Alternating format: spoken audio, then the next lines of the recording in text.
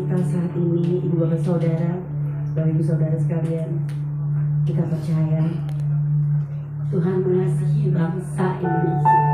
Amin. Tuhan mencintai bangsa ini. Indonesia ada di hatinya Tuhan. Indonesia ada di pikirannya Tuhan.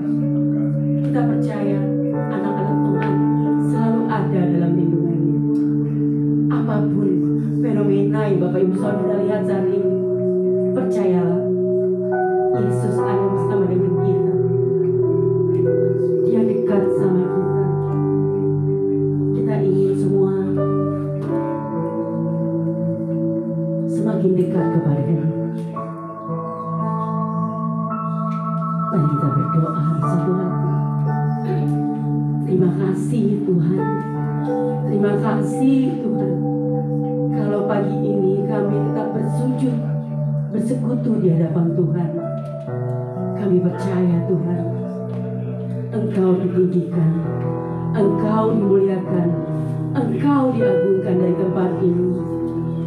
Kami percaya Tuhan, kemuliaan Tuhan turun atas setiap kami. Kami percaya Tuhan, Roh Kudus-Mu curahkan Tuhan atas tempat ini, atas kota kami, atas pulau-pulau, atas bangsa kami. Kami mengasihi Indonesia Tuhan. Biarlah pujian penyembahan ini boleh menyenangkan hati Tuhan.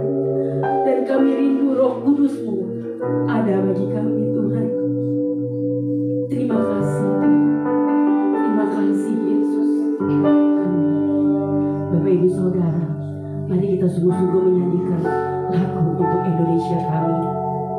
Dengan sungguh-sungguh saudara, doakan agar kami menjadi damai. Shalom Indonesia.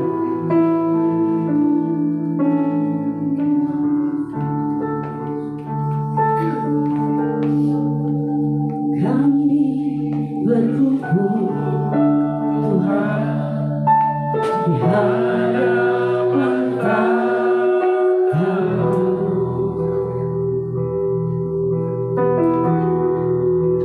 Sujud menyembah indahnya hadirat-Mu.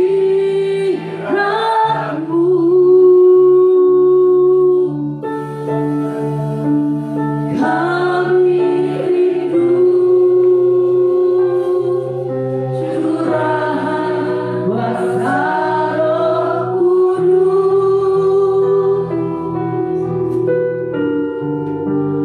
Genapi firman-Mu, berikan Tuhan sungguh-sungguh Bapak Ibu Saudara. Kami berkumpul Tuhan di hadapan Kau. Sujud menyembah,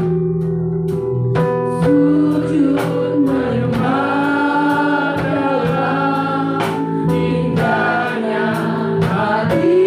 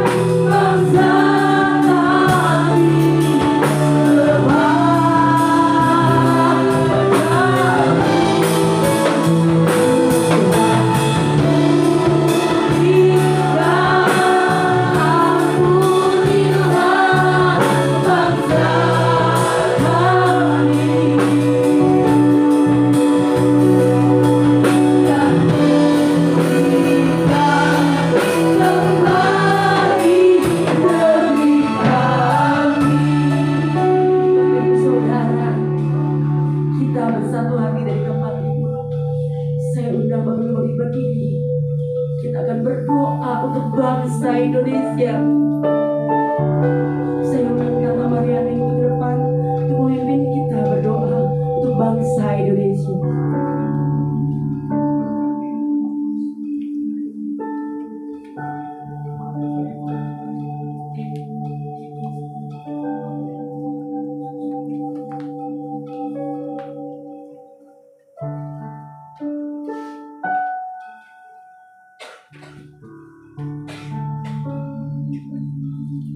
Kita satukan hati kita.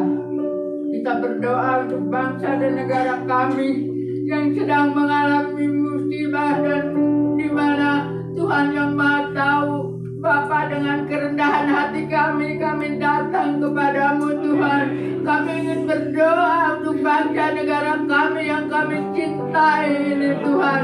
Sebelum kami berseru ke dalam nama Yesus, nama yang berkuasa setiap doa kami Tuhan. Kami percaya, kami datang dengan iman dan percaya kami kepadamu Tuhan. Kami percaya ampuni dulu dosa apapun yang kami lakukan yang tidak berkenan di hati Tuhan. Agar doa-doa kami Tuhan, doa yang terus memanjatkan doa terus kepada Tuhan dengan iman, dan kabulkanlah doa kami ya Bapa. Kami bersyukur dan terima kasih Tuhan. Tuhan telah mempercayakan kami untuk berdoa bangsa dan negara kami Tuhan. Bangsa dan negara kami yang kami cintai ini Tuhan. Engkau Maha Tahu segalanya keadaan bangsa ini Tuhan. Dari Sabang sampai Merauke Tuhan. Kami percaya, ampuni bangsa kami Tuhan. Ampuni apapun yang dilakukan Tuhan, supaya berkenan di hati Tuhan dengan pertobatan. Kami percaya Tuhan, segala apapun yang terjadi di bangsa ini, kami percaya Tuhan punya rencana yang terbaik, dan agar manusia-manusianya tertobat dan mencari Engkau Tuhan. Engkau Tuhan yang baik, Engkau Allah yang kami sembah, Allah yang berkuasa langit dan bumi. Kami berdoa dengan kekuatan Roh Kudus. Kami tidak mampu tanpa Roh Kudus ada pada diri kami, tapi kami percaya hanya di dalam nama Tuhan Yesus Tuhan, agar pemerintahan bangsa ini Tuhan, apa yang ada terjadi sekarang Tuhan, agar pemerintahan yang sadar untuk melihat rakyatnya yang berkekurangan dan jauhkan segala apapun yang tidak baik Tuhan. Patahkan dalam nama Tuhan Yesus. Jangan ada kerusuhan lagi. Berikan damai dan sejahtera untuk bangsa dan negara kami Tuhan, dan pemerintahan-pemerintahannya Tuhan. Biar Tuhan yang berperkara pada pemerintahan. Biar Tuhan yang menghajar apa yang mereka lakukan, karena Tuhanlah yang berhak atas semua ini.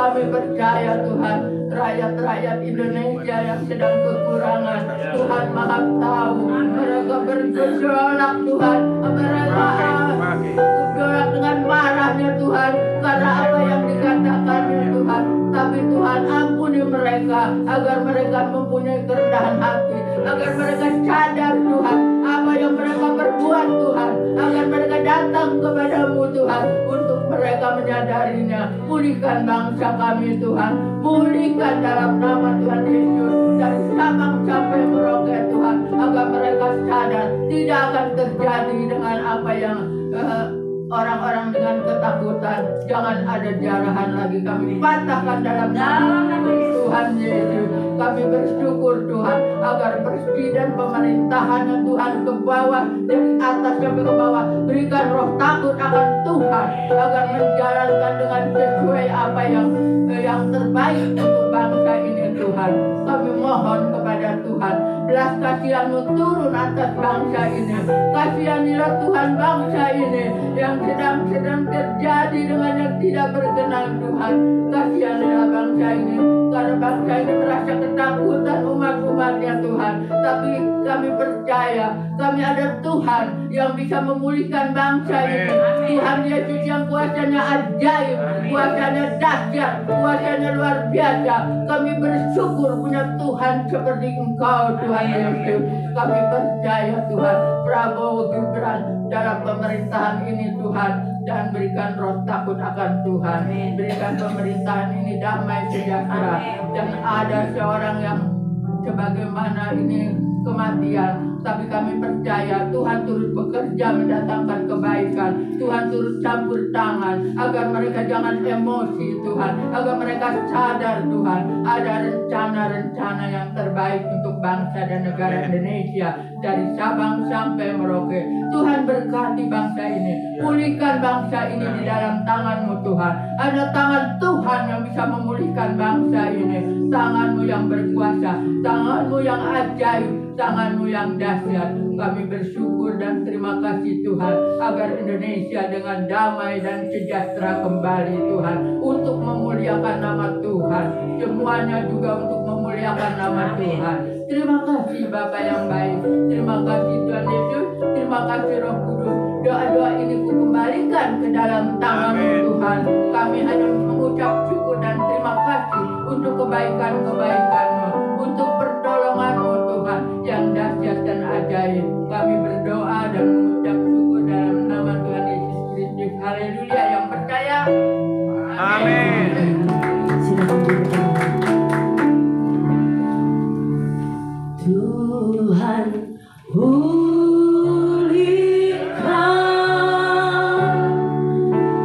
Bapa pulihkan,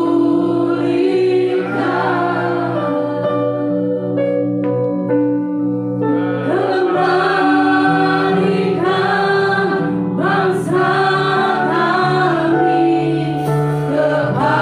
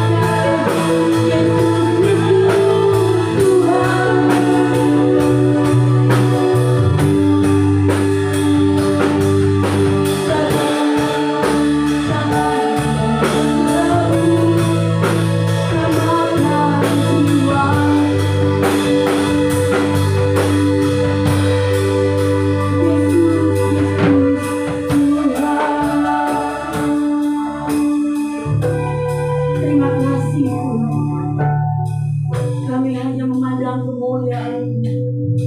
Kami percaya Tuhan, Indonesia bagi kemuliaan Tuhan. Kami akan melihat negeri ini pulih Tuhan. Kami akan melihat bangsa Indonesia menyembah Engkau. Terima kasih Tuhan. Terima kasih Tuhan. Terima kasih. Dalam nama Yesus. Amin. Saya undang Bapak Ibu untuk bangkit berdiri. Kita sorakan haleluya.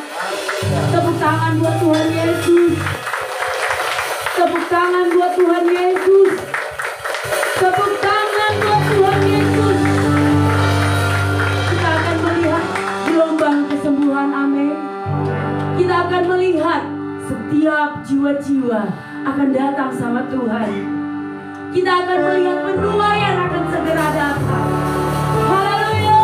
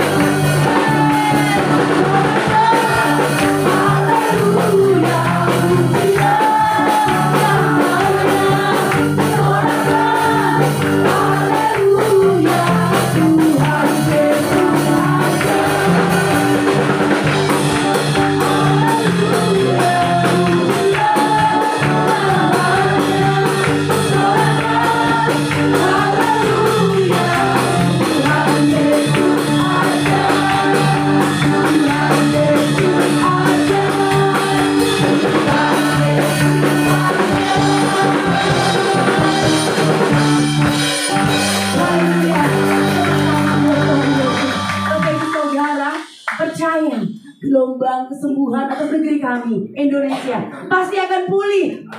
Pasti akan pulih. Amin. Allah sudah siap.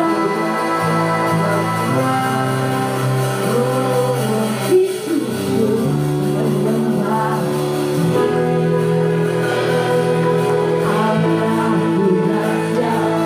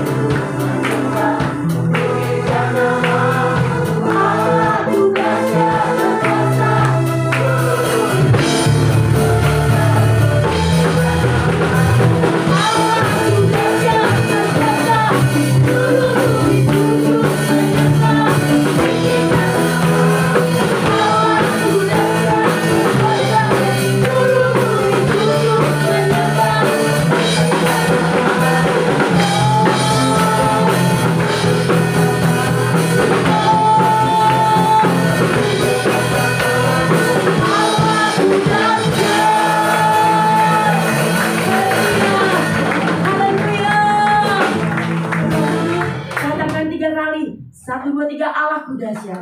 1, 2, 3, Allahku dahsyat. Allahku dahsyat. Allahku dahsyat. Allahku dahsyat. Tuhan hadirat Tuhan. Oh thank you Tuhan Yesus, terima kasih. Terima kasih. Kami percaya Tuhan, Indonesia bagi kemuliaan. Terima kasih Tuhan.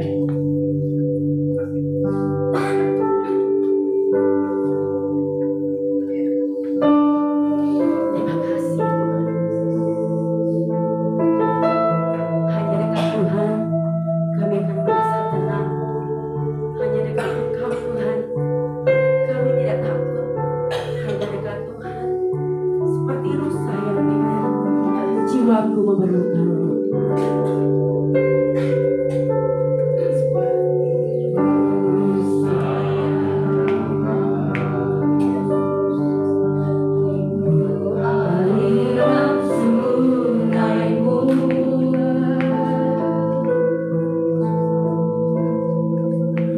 Hatiku takkan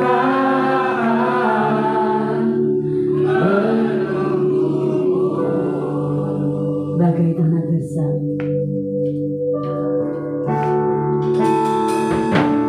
bagai tanah gersang menanti datangnya hujan.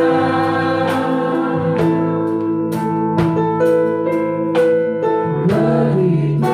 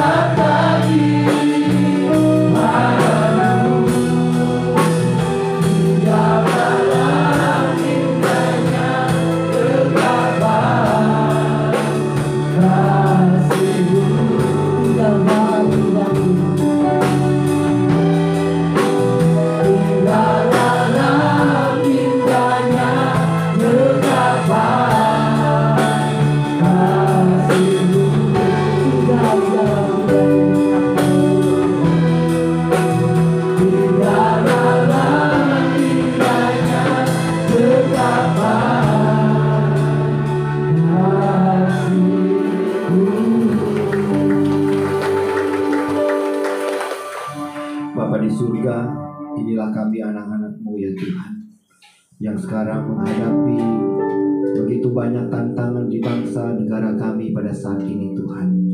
Tuhan tahu Engkau mengasihi kami, Engkau mengasihi bangsa ini Tuhan, untuk boleh terus menjadi kemuliaan bagi nama-Mu. Tuhan berkati pada saat ini Tuhan.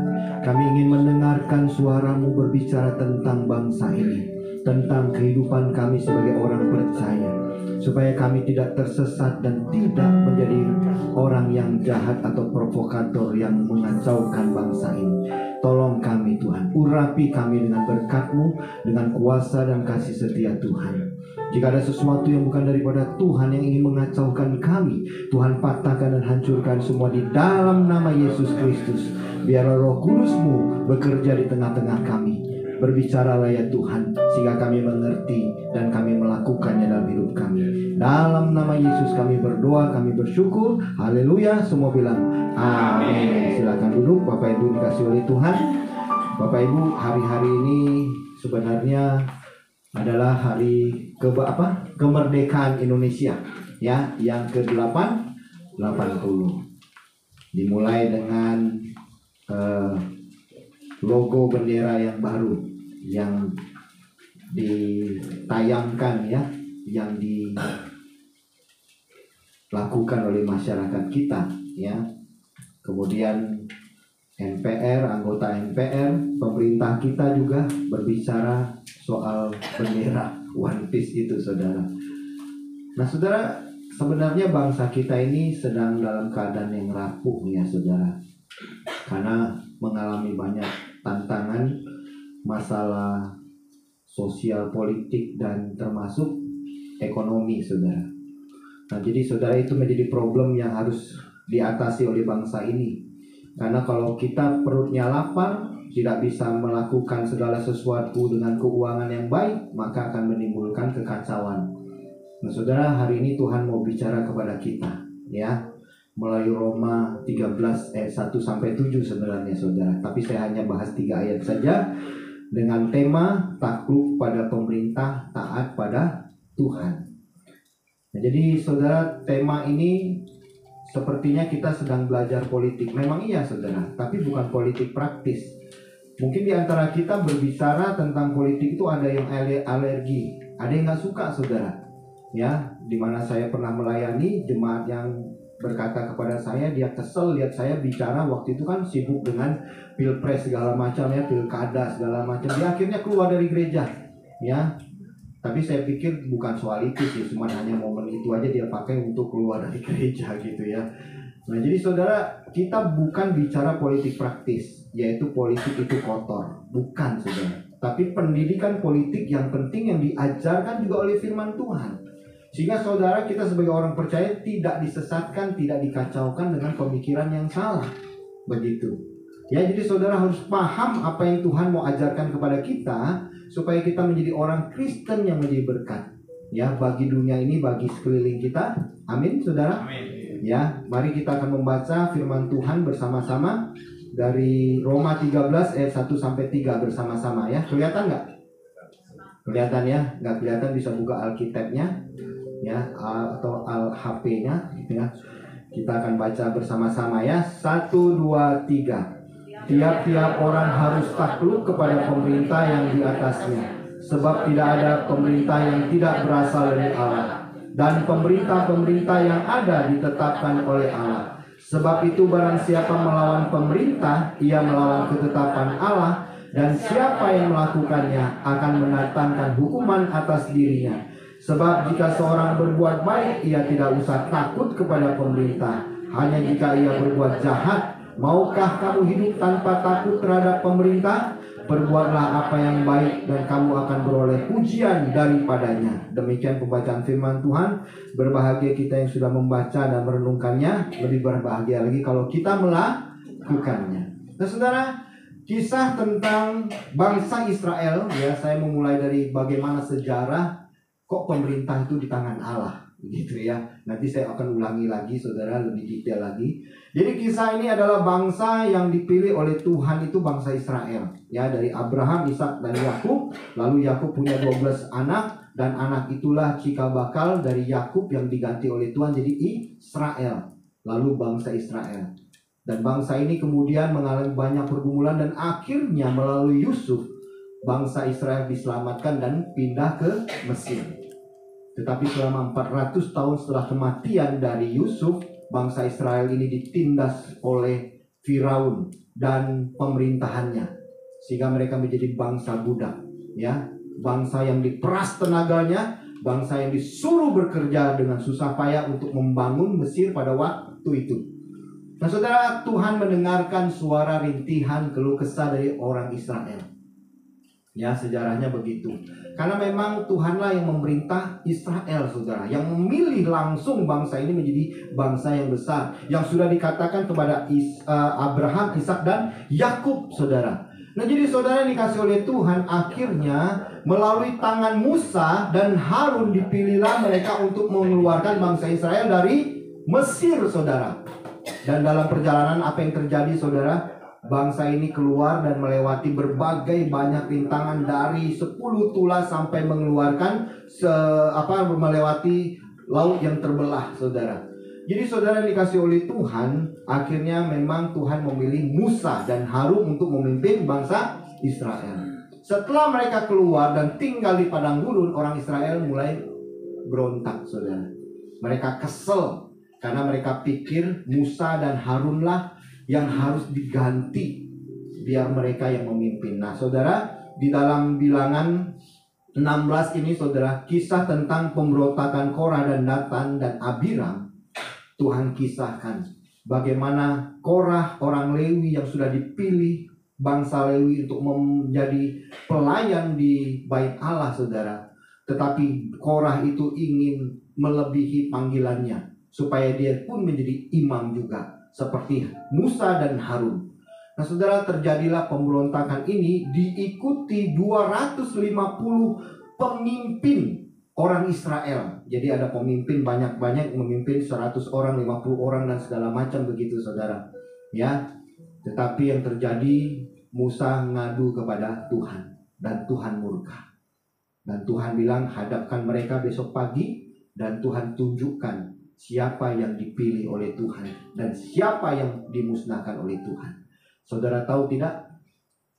Korah, ya, Datan dan Abiram beserta keluarganya ditelan bumi, saudara. Benar-benar itu padang pasir yang mereka tempati itu terbelah. Rumah mereka semua dan anak-anak beserta ternaknya, keluarga Korah, Dani dan Datan habis ditelan bumi. Ya, kemudian 250 orang yang mengikutinya juga, saudara, dimusnahkan juga dengan api dari surga. Sehingga bangsa Israel berteriak-teriak, ya, bisa mati, kita bisa binasa ini. Lalu mereka juga marah, orang Israel marah kepada Musa dan Harun. Detik itu juga Tuhan bilang, biarkan aku musnahkan mereka semua. Tetapi Musa dan Harun meratap dan menangis, bagaimana mungkin Tuhan, bangsa yang sudah engkau siapkan untuk keluar dari Mesir, untuk menjadi bangsa yang besar, engkau musnahkan. Jangan Tuhan. Dan akhirnya Tuhan hanya memusnahkan 14.700 jiwa kembali. Itu diberi tulah. Nah saudara dikasih oleh Tuhan, yang disebut dengan pemerintah Allah, teokrasi itu memang Allah yang memimpinnya sejak awal. Dan saudara perlu ketahui juga, di akhir zaman, walaupun ada begitu banyak bangsa-bangsa yang besar, bangsa yang hebat, bangsa yang dahsyat, yang hari ini kita bisa lihat Amerika, luar biasa, Rusia, luar biasa, India, luar biasa, termasuk bangsa Tiongkok, saudara, yang sedang jaya-jayanya pada saat ini. Diperkirakan 10-20 tahun kemudian akan terjadi peralihan kekuasaan di dunia ini. Itu bangsa Cina. Tetapi saudara perlu ketahui, di atas segala presiden, di atas segala raja, masih ada raja di atas segala raja, yaitu siapa? Yesus. Tuhan Yesus. Dialah yang akan menguasai bangsa-bangsa ini. Dan dialah yang akan menghancurkan segala bangsa-bangsa yang tidak takut akan Tuhan. Jadi saudara harus tahu, ya, bahwa pemerintahan yang kita miliki hari ini dipilih oleh siapa? Tuhan sendiri. Ya. Jadi saudara jangan pikir pemerintahan kita Prabowo Gibran itu dipilih oleh masyarakat Indonesia. Itu benar. Tetapi di balik semuanya itu ada kekuatan besar yang tidak bisa kita pungkiri, yaitu Yesus Kristus, Raja di atas segala raja. Dialah yang membeli pemerintahan. Jadi saudara, kalau kita memberontak kepada pemerintah, maka kita memberontak kepada Tuhan. Memang hari-hari ini saudara, kalau kita lihat situasi Indonesia sangat menggenaskan, ya. Dimulai dari pemilihan Presiden Prabowo dan Gibran, setelah dipilih keluar isu yang pertama apa saudara? Pajak akan dinaikkan 11% jadi 12%. Hore? Nggak ada yang bilang hore, saudara. Ya, sebel semuanya. Ya, tapi memang akhirnya dibatalkan karena saudara semua memberontak, ya. Kemudian apalagi saudara? Muncul LPG 3 kg. Harus pakai apa saudara? KTP, ya, pakai SIM segala macam. Terjadi apa? Kekacauan di tengah masyarakat. Akhirnya Prabowo, Bapak Presiden kita bilang batal yang caranya demikian. Saya juga bingung itu Bapak Presiden, dia yang mencetuskan atau di anak buahnya yang mencetuskan, saudara. Akhirnya batal. Lalu keluarlah berbagai macam isu-isu soal pajak sampai hari ini kan mau di pajaknya mau dinaikin lagi loh saudara. Ya, jadi jangan main-main nih saudara. Tetapi kemudian kita akan mengalami problem juga di soal rekening yang kalau 3 bulan yang nganggur ya akan diblokir. Sudah ada yang kena? Ya, sudah ada ya. Terus tanah yang nganggur 2 tahun disita negara. Terus istri yang nganggur disita sekacau saudara ya. Itu anekdot dari masyarakat yang udah mulai muak ya, mulai kesel dengan bangsa kita ya. Nah kalau soal nganggur tuh pemerintah nggak peduli saudara. Mereka malah justru mau mengeruk harta benda dari masyarakat ya. Padahal sebenarnya kekayaan alam Indonesia ini banyak sekali yang bisa menghasilkan keuangan bagi bangsa kita. Nggak tahu saudara, nggak bisa mengelola atau bagaimana ya. Tapi yang terjadi hari ini masyarakat bukan makin senang toh, bukan makin hidup bahagia, benar nggak? Makin ketar-ketir.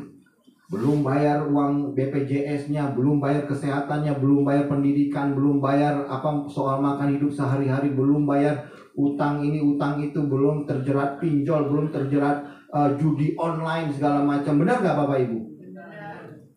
Ya itu yang terjadi. Tetapi pemerintah kita nggak bisa memberikan solusi apapun, malah dibiarin saudara. Makanya masyarakat kita makin hari makin terjerat.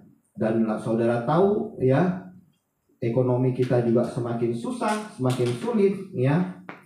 Dan kemudian terjadi demo besar-besaran juga di daerah Pati saudara. Karena apa saudara? Di daerah Pati itu wali kotanya bupatinya itu membawa satu keputusan pajak PBB 250% ya, 250%. Tinggal masyarakat marah nggak saudara? Marah. Bupatinya juga bilang apa ya, kalau mau demo silakan demo. Akhirnya demonya kayak begini saudara. Inilah cikal bakal akhirnya terjadi demo tanggal berapa saudara? 25 Agustus itu saudara. Ya, 25 Agustus itu terjadi seperti ini. Taunya seorang ojol ya, almarhum Afan Kurniawan digiles saudara sama mobil taktis Brimob. Dan itulah yang membawa keseruan bagi bangsa ini ya, keseruan yang akan menimbulkan malapetaka. Saudara mungkin hari Minggu ini semua ibadah dulu ya, semua baik-baik dulu. Besok saudara saya curiga, tapi banyak orang juga mulai curiga. Saudara hati-hati saja ya. Kalau bisa jangan ke daerah-daerah kota besar lagi sementara, diam-diam aja di rumah ya. Goreng telur, goreng nasi, ya pesta pora di rumah aja sendiri. Itu yang saudara harus lakukan. Nah jadi saudara yang dikasih oleh Tuhan, seorang filsuf ya, seorang penulis yang bernama Paulo Freire ya. Paulo Freire ini mengatakan demikian: semakin rendah kesadaran politik rakyat, semakin mudah mereka dimanipulasi oleh mereka yang tidak ingin kehilangan kekuasaan. Nah itu jadi memang masyarakat Indonesia ini tetap selalu dibodoh-bodohin saudara. Dan memang sudah ada perubahan buat bangsa kita semakin pintar dengan politik. Tetapi masih banyak yang tidak mengerti soal politik. Bagaimana kehidupan para pemerintah itu, orang-orang yang di legislatif, yudikatif, ya, dan ada satu lagi bagian eksekutif, ya, eksekutif. Jadi saudara, mereka melakukan hal-hal untuk memanipulasi masyarakat. Nah, kalau kita nggak belajar politik, saudara, maka kita nggak akan ngerti. Nah, hari ini kita belajar sesuatu yang penting yang diajarkan oleh firman Tuhan. Jadi saudara dipanggil untuk menjadi seorang Kristen bukan hanya untuk membawa jiwa-jiwa kepada Tuhan. Bukan itu saja. Tapi saudara juga hidup di dalam suatu pemerintahan.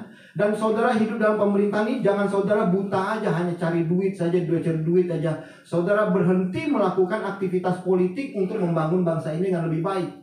Kalau enggak, saudara tahu enggak, pemerintahan kita kalau dikuasai preman, dikuasai orang-orang yang rakus, orang-orang yang korupsi, orang-orang yang jahat, saudara, maka bangsa ini akan dibawa kepada kebinasaan, kehancuran, saudara. Makanya kita perlu orang-orang yang takut akan Tuhan juga untuk memimpin bangsa ini, saudara. Walaupun kita sadar, saudara, seorang saudara kita, Immanuel, siapa namanya? Ebenezer. Seorang nama yang bagus. Immanuel, Tuhan beserta kita. Ebenezer, sampai di sini Tuhan menolong kita. Tapi bikin malu kekristenan. Saudara, bukan itu yang Tuhan mau pilih. Tapi Tuhan mau tunjukkan kepada kita, bukan jadi politikus seperti Ebenezer ini, saudara.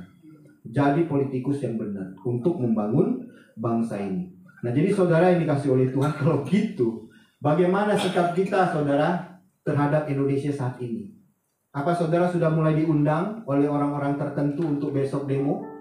Ya, bertobat, saudara. Ya, itu tidak diajarkan firman Tuhan. Ya, kita bukan menjadi seorang pemberontak, bukan seorang yang anarkis, bukan seorang yang meluapkan kemarahannya, ketidakpuasannya dengan cara-cara yang ganas, yang salah, saudara. Enggak, saudara. Tapi cara-cara yang Tuhan ajarkan adalah sesuai dengan firman Tuhan. Hari ini bukan saya yang ngomong loh, saudara, tapi Tuhan yang mau ajarkan kita untuk hidup menjadi seorang warga negara yang baik. Warga negara bukan hanya di Indonesia saja, bukan hanya di dunia saja, tetapi warga negara di surga. Saudara semua warga negara surga? Ya, sedikit yang ngomong, ya. Sisanya warga negara lokal. Jangan sampai ketinggalan kalau ada pada hari pengangkatan nanti, ya. Nah, saudara, kalau gitu apa yang harus kita lihat dulu? Ya, sementara sebelum sampai Roma 13 kita lihat konteks sejarah dan penulisan dulu supaya saudara paham mengapa sampai Rasul Paulus menuliskan Roma 13 ini. Tiba-tiba muncul bagian ini, saudara. Dan memang ada bagian lain juga ditulis oleh Rasul Petrus di 1 Petrus 2, saudara. Tapi di Roma Tuhan mau mengajarkan kepada bangsa Israel, orang Kristen khususnya, supaya mereka taat kepada pemerintah yang ada.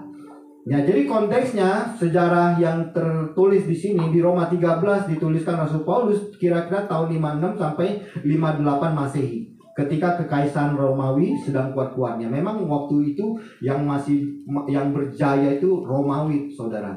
500 tahun dia menguasai dunia ini. Luar biasa. Setelah dia mengalahkan Yunani, saudara. Ya, dan kekaisaran ini dikuasai oleh Kaisar Nero, saudara, seorang pemimpin yang sangat kejam, ya, tidak adil, dan nanti Kaisar Nero ini juga akan menganiaya orang Kristen. Jadi kaisar ini juga sebenarnya punya kelainan jiwa, saudara, karena dia fobia dengan orang-orang yang seolah-olah mau merebut kekuasaannya dia. Makanya dia melihat orang Israel, orang Kristen itu selalu menyebut Tuhan itu Tuhan. Tuhan, Raja Yesus Kristus. Jadi dia juga takut, ya, dengan hal begitu. Dan kemudian orang Kristen pada waktu itu memang menjadi sekelompok minoritas yang dicurigai, dituduh sebagai pengganggu ketertiban dan selalu dianggap subversif, begitu. Ya, seperti sekarang ini loh, saudara. Kalau mau bangun gereja itu selalu dicurigai seolah-olah kristenisasi. Mau bagi sembako, kristenisasi. Mau dirikan sekolah Kristen, Kristenisasi. Mau bikin tempat ibadah, Kristenisasi. Jadi orang-orang yang mayoritas tuh ketakutan dengan kelompok kita, saudara, orang Kristen.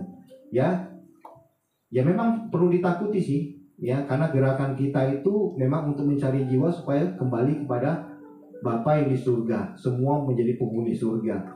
Nah, Paulus juga menulis bagian ini sebagai tanda bahwa otoritas pemerintah adalah institusi Allah. Itu mau diajarkan kepada kita. Lalu Paulus mengingatkan bahwa struktur otoritas sipil sama dengan melawan rancangan Tuhan. Kalau kita melawan struktur otoritas sipil, berarti kita melawan rancangan Tuhan. Jadi walaupun ini pemerintahan kita tidak ideal, tapi Tuhan mau mengajarkan kita supaya hidup di dalam kebenaran, ya. Nah, jadi saudara, mengapa Paulus menuliskan Roma 13? Untuk menghindari citra buruk dari kekristenan, ya, melanjutkan prinsip Alkitab bahwa Allah berdaulat atas pemerintah. Jadi jangan takut, saudara, kalau sampai pemerintahan kita akhirnya beralih kepada seperti orang-orang yang kejam, ya, orang-orang yang jahat. Jangan takut, saudara. Saudara tetap diajarkan oleh Tuhan hidup di dalam penderitaan dan memikul salib, ya, karena memang saudara harus tahu hidup kita di dunia ini cuma sementara. Yang kekal di mana, saudara? Di surga. Jadi kalau ketemu dengan orang yang sakit udah parah, ya, lebih baik saya nggak usah doa kesembuhan. Lebih baik Tuhan sembuhkanlah dia di surga. Begitu, saudara, ya. Sampai saya juga diomelin juga, ya, saudara. Pak Tono kok doanya begitu sih? Ya, bikin malu aja Pak doanya supaya orang cepat pergi ke surga gitu. Benar nggak, saudara? Tersinggung nggak, saudara, kalau saya doain begitu? Tumben enggak. Yang jelas yang ikut saya semua kalau saya doa begitu marah, saudara. Tapi memang itu yang saya lihat Tuhan berikan kebaikan buat kita. Amin. Ya. Kemudian membentuk kesaksian hidup yang baik, lalu menjaga fokus rohani kita, supaya kita jangan menjadi orang-orang yang gampang terhasut dan akhirnya kita dikuasai oleh kegelapan, dikuasai oleh dosa. Ada satu ketamakan, ada satu kerakusan, ada sesuatu yang ambisius dalam diri kita itu dihancurkan di dalam firman Tuhan. Nah, itu tujuannya. Nah, saudara, kita lihat di dalam Roma 13 ayat 1, saudara. Ya. Nah, pertama, saudara, mengapa orang Indonesia, khususnya jemaat GKS yang diajarkan Tuhan pagi hari ini, ya, itu kita harus takluk kepada pemerintah dan taat kepada Allah. Nah, hal yang pertama dalam Roma 13 ayat 1 itu pemerintahan itu dari Allah. Jelas ya, saudara, ya. Jadi kata takluk ini yang dipakai dalam bahasa Yunani hipotasso berarti tunduknya secara sukarela, saudara. Bukan dipaksa, bukan diancam, bukan didorong-dorong, bukan, saudara. Tetapi tunduknya kita kepada pemerintah itu memang ada satu arahan dari Tuhan sendiri yang berkata bahwa pemerintahan ini milik Allah, bahwa pemerintahan ini adalah hamba Allah, ya. Jadi saudara, kita tunduk kepada pemerintah itu sebagai tanda bahwa kita juga tunduk kepada Allah kita yang telah menyelamatkan kita, yang telah mengampuni segala dosa kita, yang telah memberikan berkat-berkatnya kepada hidup kita. Bukan hanya berkat di dunia ini, tetapi berkat yang di surga, saudara. Jadi pemerintah itu datang dari Allah yang diberikan oleh Tuhan sendiri, sehingga mereka punya kekuatan untuk mengatur masyarakatnya. Lalu kenapa kok bisa ada pemerintahan, saudara? Memang dalam teori membangun sebuah negara atau membangun sebuah masyarakat, masyarakatnya sendiri sepakat untuk memilih pemimpin, ya, untuk mengatur kehidupan mereka bersama. Makanya timbullah pemerintah yang kecil-kecilan dari rumah tangga, lalu sekelompok orang yang kecil, lalu sekelompok orang yang sedang, lalu sekelompok orang yang bangsa yang besar. Itu yang dipakai oleh Tuhan, ya, oleh masyarakat untuk membangun negaranya. Dan akhirnya Tuhan sendiri ada di dalamnya. Buktinya dari mana, saudara? Bukti dari Israel sendiri. Dan memang Israel akhirnya memang tidak mau Tuhan yang memimpin, karena mereka susah mau bicara sama Tuhan. Bicaranya mesti kepada orang-orang yang dipilih Tuhan, seperti Musa, seperti Harun gitu, ya. Nah, dia mau bicara langsung kepada raja. Kami mau raja, kami mau yang memimpin kami raja. Itu orang Israel bilang begitu. Tapi yang jelas bahwa pemerintah itu datangnya dari Allah, saudara. Dan pemerintah ini adalah sebuah lembaga, bukan individu. Jadi saudara jangan pikir Prabowo Gibran ini yang sedang berfungsi bagi negara ini, bukan dia yang mengatur semuanya, itu memang dia yang memimpin. Tetapi masih ada runtutannya. Kenapa undang-undang pengesahan penyitaan aset itu para koruptor nggak diloloskan, saudara? Sudah dibuat oleh Bapak Presiden kita, mantan Presiden kita Jokowi. Ya, karena ada kepentingan politik, saudara. Kepentingan politik yang error, yang rusak, supaya jangan sampai mereka yang terjerat korupsi akhirnya dimiskinkan oleh negara. Kalau di Cina, saudara, di Tiongkok, koruptor baru-baru ini, saudara, itu dihukum mati, saudara. Harta bendanya semua disita oleh negara, dimiskinkan sama negara. Jadi nggak ada pura-pura masuk penjara nanti berapa tahun lalu keluar lagi, nggak ada. Masuk penjara, dihitung waktunya, siap ditembak mati, gitu, saudara. Nah, jadi saudara, bagian yang ketiga, tunduk karena Allah yang menetapkan, bukan karena manusianya. Jadi saudara harus paham ya, kita hidup di Indonesia ini tetap dikuasai oleh Tuhan sendiri yang mengatur bangsa negara kita. Jadi jangan bilang Tuhan itu tutup mata dengan bangsa kita. Ya, yang tutup mata itu orang-orang Kristen yang tidak menjalankan politiknya dengan benar. Misalnya saudara ikut pemilihan umum. Ngapain lah milih-milih, sama aja, gak ada gunanya. Nah, itu saudara melakukan kesalahan politik di dalam tanggung jawab saudara sebagai orang Kristen. Kita ikut pemilihan, ikut pilih, saudara. Walaupun yang kita pilih itu udah gak bener, tapi masih mendingan dibandingin yang lain. Setelah saudara timbang-timbang, setelah saudara tanya sana sini, oh ini yang saya pilih. Nah, itu begitu, saudara. Dan gerakan saudara, gerakan masyarakat, gerakan orang seluruh Indonesia untuk memilih satu pemerintahan, semua pekerjaan dari Roh Kudus, dari Allah sendiri. Kenapa Ahok pada waktu itu pemilihan gubernur di Jakarta nggak dipilih, saudara? Karena ada rencana Tuhan untuk membongkar kedok dari kelompok-kelompok radikal, saudara. Makanya Ahok tidak dipilih. Akhirnya dipilihlah Anies. Dan ketika Anies naik, baru kita bisa melihat keadaan kota Jakarta. Nah, jadi saudara dikasih oleh Tuhan, kita melihat, saudara, mengapa sampai kok Tuhan yang memilih, jadi Tuhan yang menjadi ketuanya, istilahnya, leadernya, raja di atas segala raja, pemerintahan itu dari Allah. Kita lihat asal-usulnya, saudara. Pertama, itu dikuasai oleh Allah sendiri waktu Tuhan memilih Musa, Harun, dan Yosua, saudara. Ya, jadi Tuhan yang memimpin bangsa itu masuk ke tanah Kanaan. Sesudah masuk tanah Kanaan, Tuhan membentuk satu kekuatan melalui orang-orang yang Dia pilih. Nah, itu yang terjadi, saudara. Itu disebut dengan teokrasi. Jadi Tuhan sendiri menjadi raja. Saudara bisa lihat di Hakim-Hakim. Sampai zaman Hakim-Hakim juga begitu, saudara. Tetap Allah yang menjadi raja. Tetapi kemudian timbullah pemberontakan dari bangsa Israel. Ketika bangsa Israel tidak punya raja, tapi sekelilingnya mereka melihat banyak raja-raja memimpin bangsa-bangsa yang lain itu. Nah, saudara, itu masa monarki. Lalu dipilihlah Raja Saul. Karena kedegilan orang Israel, kekerasan orang Israel, ngototnya orang Israel, padahal Tuhan sudah sediakan itu ada Raja Daud, saudara. Akhirnya dipercepat untuk pemilihannya supaya mereka tahu yang mereka pilih juga sebenarnya tidak sesuai, tidak berkenan. Ya, dan dipilihlah Raja Saul. Waktu Raja Saul memimpin, apa, saudara? Awalnya bagus ya, saudara. Tetapi waktu Tuhan perintahkan, kamu jangan lakukan apapun ketika persembahan ini hanya dilakukan oleh Imam Eli, ya, Samuel, kalau nggak salah, Imam Samuel. Tapi yang terjadi apa, saudara?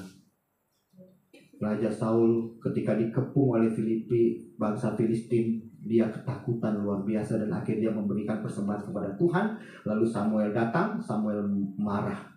Kamu telah melakukan hal yang jahat kepada Tuhan, jahat kepada bangsa Israel.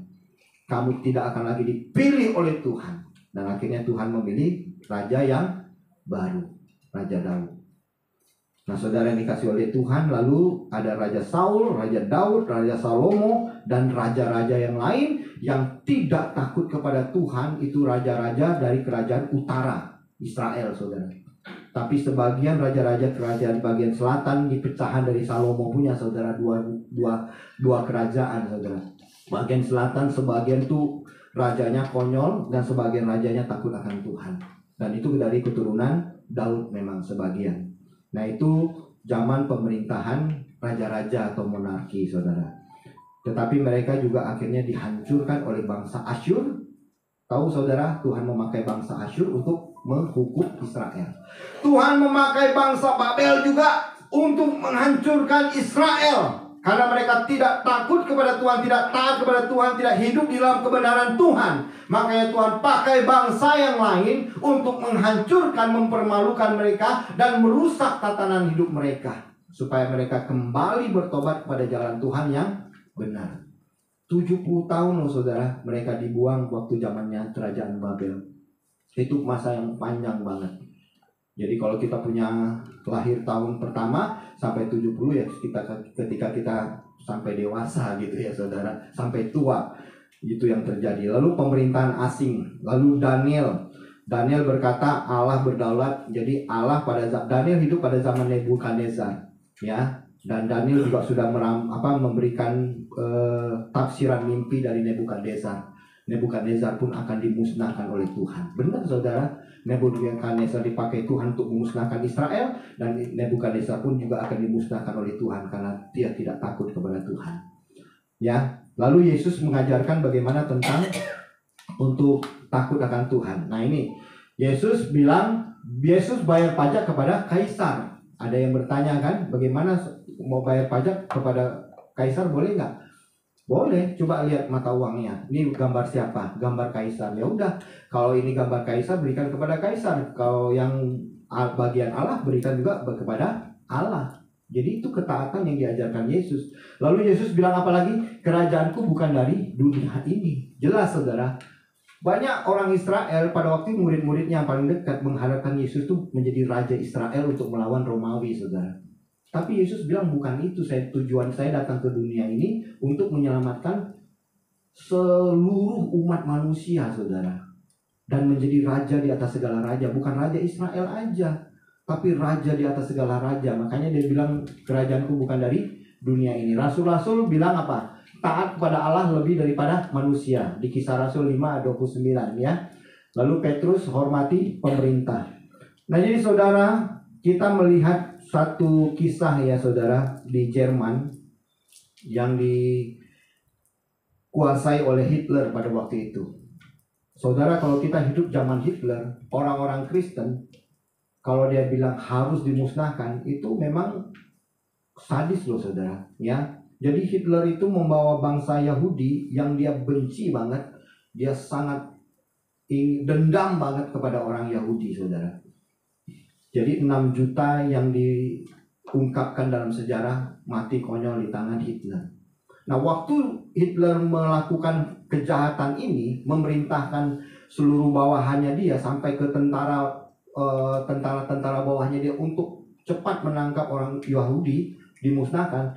Dietrich Bonhoeffer ini adalah seorang pendeta, seorang teolog. Bagaimana dia melakukan sesuatu yang penting seperti yang diajarkan oleh firman Tuhan. Dia koar-koar di luar bahwa Hitler melakukan hal yang salah, bahwa pemerintahan Hitler itu bukan pemerintahan dari Tuhan. Hitler itu melakukan hal yang kejam dan keji. Jadi kita sebagai orang percaya jangan lakukan hal yang jahat seperti ini. Mari kita melakukan sesuatu yang revolusi untuk mengalahkan pemerintahan Hitler. Dan memang akhirnya Dietrich Bonhoeffer, saudara, dengan satu keyakinan yang benar di hadapan Tuhan, dia tidak melakukan revolusi besar-besaran dengan membawa tentara, enggak, saudara. Tapi dengan tulisan-tulisannya, dengan khotbah-khotbahnya, dengan pertemuan-pertemuannya, dia bimbing orang-orang Kristen, orang-orang Jerman untuk hidup di dalam kebenaran dan melakukan hal yang benar. Dan Dietrich Bonhoeffer akhirnya ditangkap lalu dihukum mati juga, saudara. Ya, tahun 45 juga Hitler kalah, saudara, dengan sekutu. Nah, jadi saudara yang dikasih oleh Tuhan, jadi pemerintahan kita tetap adalah pemerintahan dari Tuhan. Jadi saudara jangan bilang pemerintahan kita ini dipilih oleh masyarakat yang siapa suruh lu pilih itu Prabowo Gibran. Ya, saya bukan pilih mereka. Jangan bilang gitu saudara. Gak usah, nanti saudara hanya menimbulkan peperangan. Nanti suami bunuh istri, istri bunuh suami. Benar gak saudara? Habis pulang waktu pemilihan tuh jangan main-main loh saudara. Ada yang pisah ranjang loh. Benar loh, waktu pemilihan itu ya, yang satu senang dengan Prabowo, istrinya senang sama siapa itu kemarin? Ganjar ya. Karena Ganjar lebih ganteng gitu. Itu terjadi saudara, pisah ranjang mereka. Ada yang benar-benar meninggalkan keluarganya, saking keselnya pilihannya nggak sama. Karena kalau bisa papa pilih semua pada ngikut, jalurnya sama, benar nggak saudara? Ya, kayak saya sama Semu waktu pilih Prabowo itu dia nggak mau kasih tahu dia pilih siapa saudara. Saya bilang pilih Prabowo, saya bilang. Kamu nggak pilih Prabowo, saya tinggal nih. Tapi Semu tidak bergeming. Itu pilihanmu, silahkan dia bilang. Ya, waktu pemilihan gubernur gitu kan pilih lagi di Jakarta saya pilih. Dia udah nggak mau ngomong sama saya. Terserah saya dia bilang. Mau pilih, saya pilih siapa waktu itu. Ya, bukan sekarang yang naik. Yang sekarang naik nih saya pilih itu saudara. Yang satu lagi saya nggak berani itu. Nah jadi saudara soal pilihan tuh berbahaya dan saudara tahu tetap pemerintah di tangan Tuhan. Amin. Ya, yang kedua kita lihat Roma 13 ayat 2. Melawan pemerintah berarti melawan Allah. Jadi memberontak terhadap otoritas, memberontak terhadap Allah dengan melakukan hal-hal yang banyak kita kerjakan saudara, mengujar hoax, berita-berita yang tidak penting ya, ujaran kebencian, anarkis, dan sekarang saudara mungkin sekarang udah mulai banyak yang berbicara saling menyalahkan satu dengan yang lain nggak?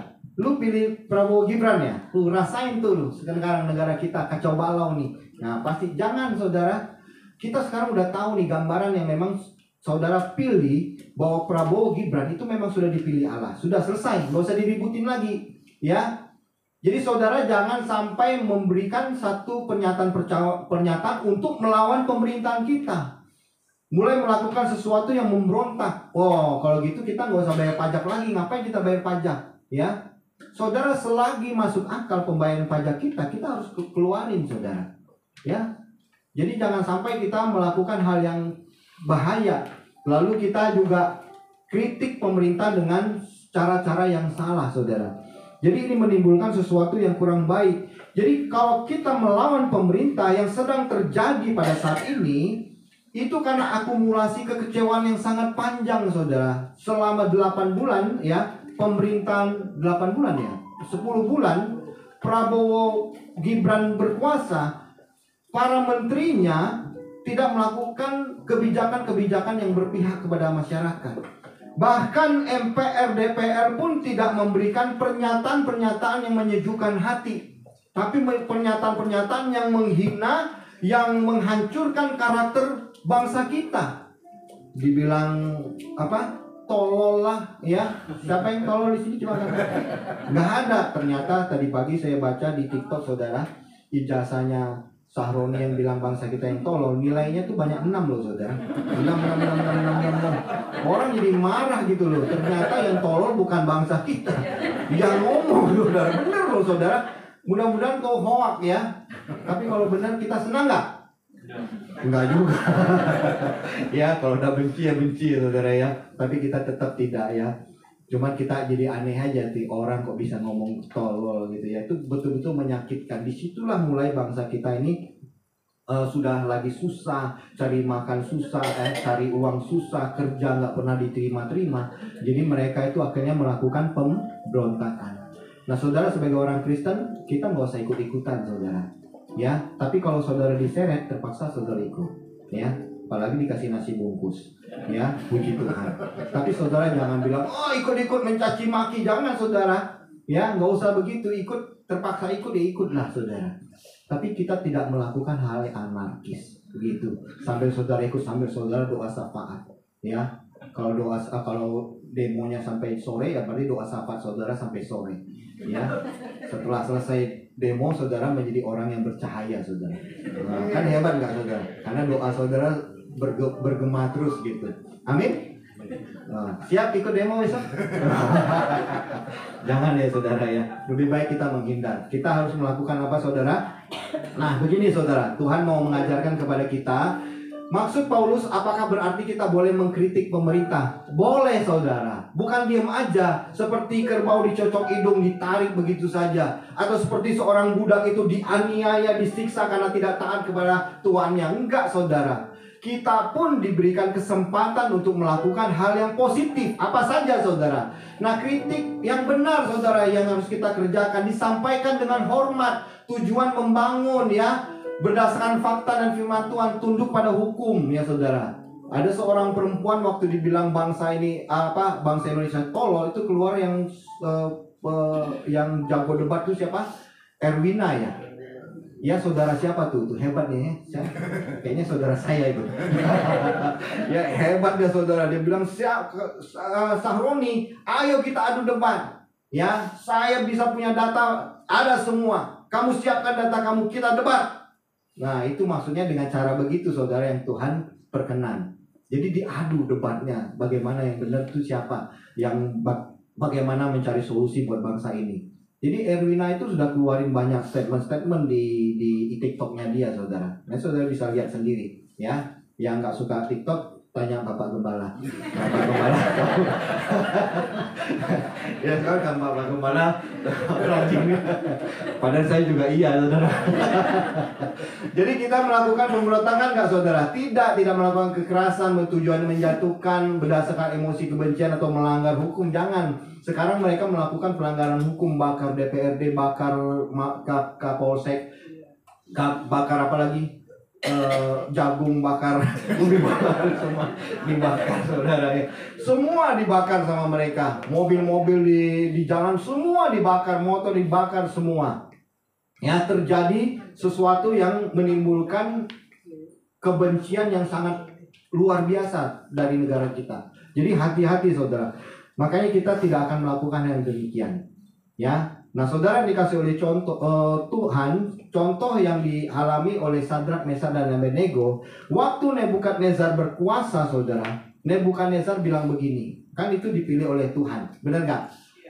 Bahwa Nebukadnezar dipilih oleh Tuhan, boleh memerintah bangsa Israel juga pada waktu masa pembuangan. Ya, nah Sadrak, Mesak dan Abednego adalah salah satu kelompok orang yang di dalam pemerintahan Nebukadnezar saudara. Jadi Nebukadnezar membuat sebuah patung yang besar 27 meter tingginya untuk disembah. Begitu terdengar suara bunyi-bunyian dari alat-alat musik, mereka harus sujud menyembah, lalu mereka melakukan pemujaan. Tetapi orang Israel ya, khususnya Sadrak, Mesak dan Abednego tidak pernah mau berlutut waktu bunyi-bunyian demikian. Akhirnya mereka diadukan oleh orang-orang Kasdim, pegawai-pegawai pemerintahan Nebukadnezar yang iri sama mereka, lalu mereka dilaporin, saudara.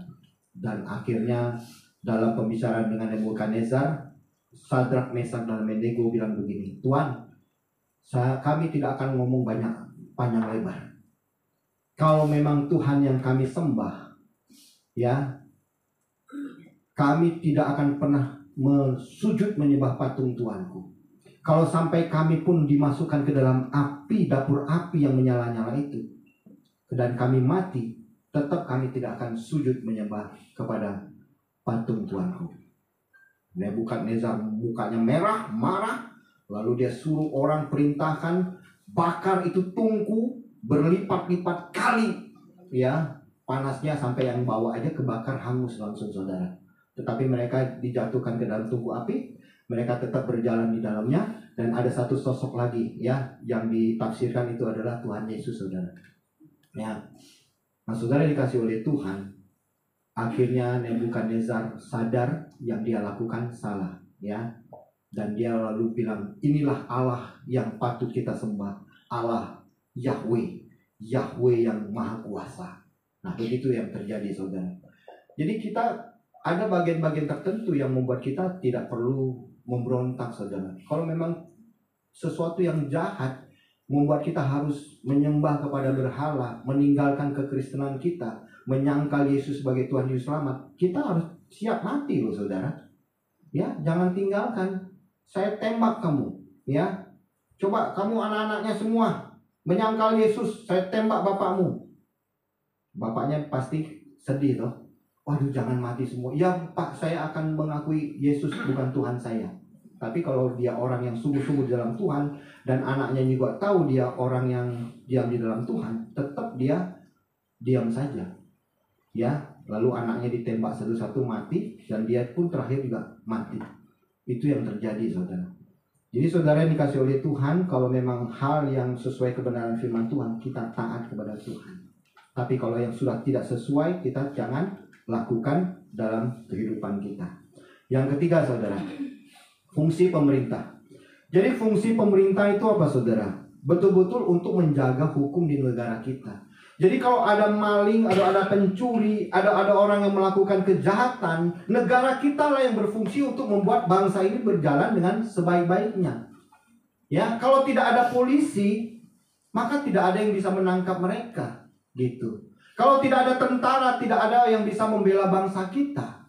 Kalau tidak ada RT RW, tidak akan dibikin kelompok masyarakat yang berjalan dengan sebaik-baiknya.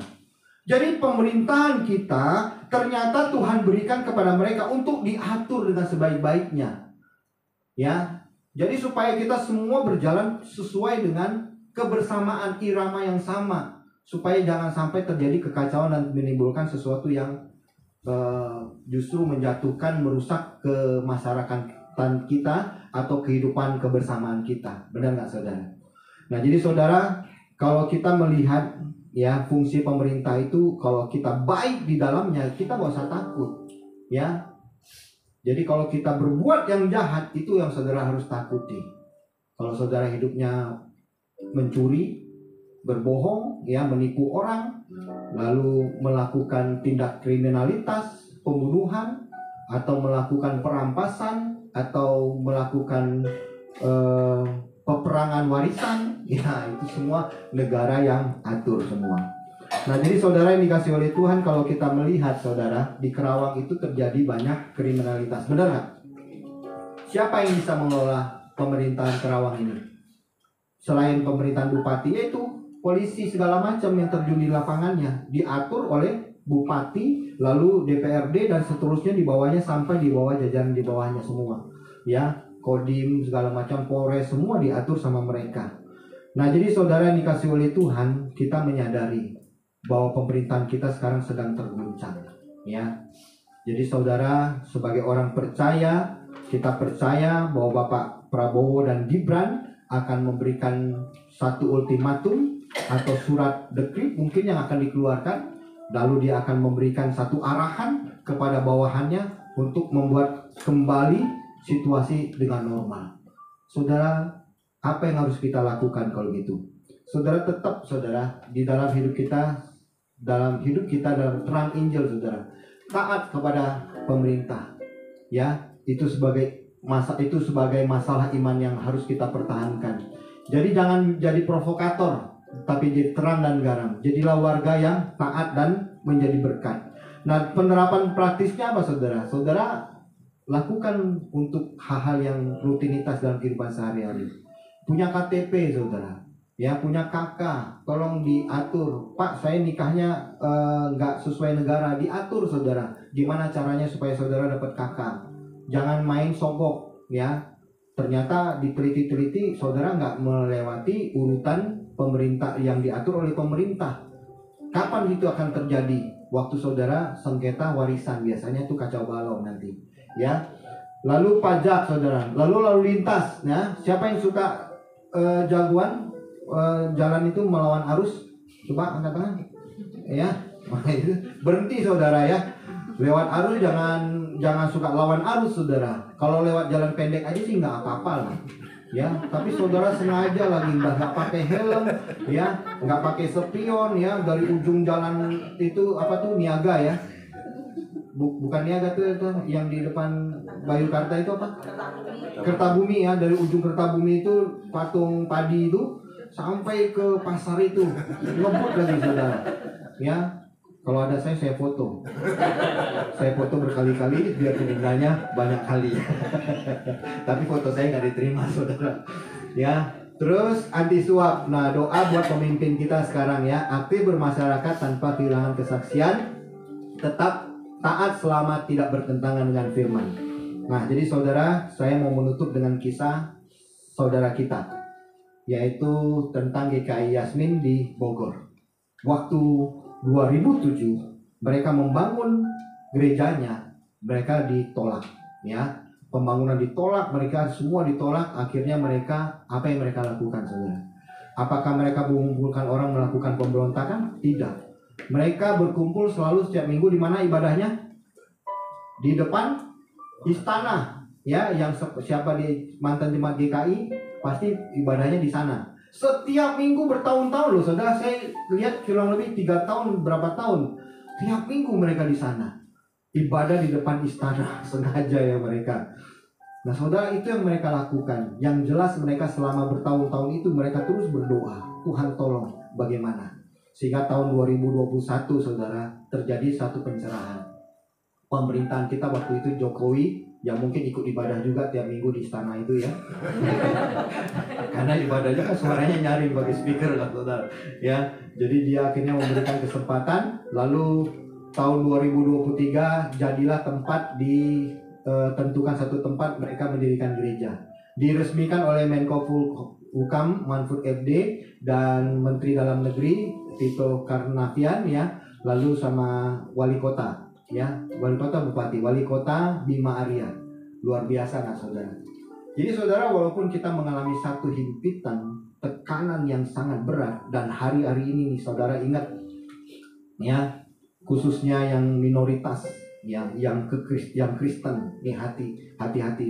Dan lebih khusus lagi mereka yang Tionghoa nih, saudara. Tahun 98 itu sudah menjadi teriakan bayang-bayang sekarang. Jangan sampai terjadi lagi seperti tahun 98, terulang lagi. Nah, saudara dikasih oleh Tuhan, apa yang sedang dikerjakan oleh bangsa ini sekarang kita harus berdoa, berlutut, saudara. Jangan kita komen yang negatif. Jangan kita tambah-tambahin dengan hal-hal yang jahat. Jangan kita juga memberikan masukan-masukan kepada orang-orang yang tidak percaya dengan kalimat-kalimat yang memberikan kita ini seperti orang yang tidak terhormat, saudara. Ya, apalagi saudara berkomentar seperti Sahroni itu, Ahmad Sahroni. Negara kita itu tolol, ya. Setelah diselidiki ijazah kita, mungkin banyak 5-nya. Itu kita harus bertobat, saudara. Nah, saudara dikasih oleh Tuhan, kiranya Tuhan menolong kita, menolong bangsa kita. Kita doakan besok dan seterusnya jangan ada demo lagi yang anarkis. Tuhan Yesus memberkati kita. Amin. Kita berdoa. Bapa di surga, kami bersyukur Tuhan untuk segala kebaikan dan kemurahan-Mu. Melalui Roma 13 Tuhan mengajarkan kami dengan baik, Tuhan. Kami akan menjadi warga negara yang baik. Kami akan terus berdoa bagi situasi bangsa kami yang sedang chaos, Tuhan. Kami mohon Tuhan urapi pemimpin kami, Bapak Prabowo dan Gibran, beserta para menterinya dan MPR DPR. Tuhan pulihkan bangsa ini. Kiranya Tuhan berkati dengan kuasa-Mu. Terima kasih Tuhan. Engkau sendiri yang berkati dengan berkat yang berkelimpahan. Tolong kami jemaat GKS ini hidup di dalam penyertaan Tuhan, dan seluruh umat Kristen secara umumnya. Mereka hidup di dalam kebaikan Tuhan, menjadi saksi Injil yang benar dan hidup dalam kebenaran. Terima kasih Bapa di surga. Kami bersyukur untuk segala kemurahan-Mu yang Tuhan berikan kepada kami. Dalam nama Yesus kami berdoa, kami bersyukur. Haleluya. Amin.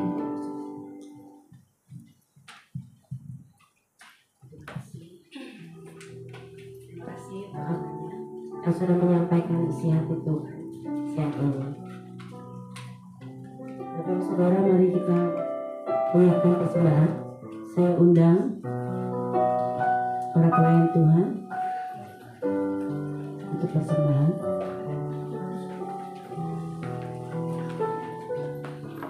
Sebelum persembahan, mari kita berdoa. Bapa, terima kasih Tuhan. Kami tahu Tuhan, segala fenomena yang terjadi, kami percaya Tuhan, Engkau tetap menyertai setiap kami. Jadikan kami bijak Tuhan, Kami akan memberikan yang terbaik untuk Tuhan. Biarlah untuk memperlebar kerajaan di muka bumi ini. Hanya di dalam nama Yesus kami siap memberi.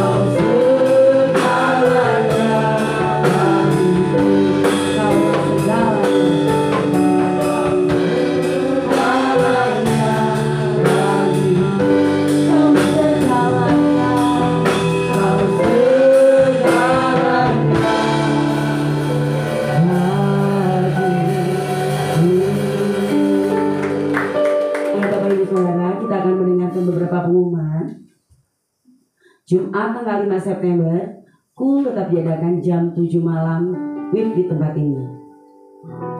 Ada lagi? Ya, cukup sampai bertemu di minggu depan, di awal bulan. Percaya Bapak Ibu Saudara, Tuhan Yesus menyertai kita selalu. Dan Tuhan Yesus selalu ada di hati kita. Dan kita menjadi terang dimanapun kita berada. Amin.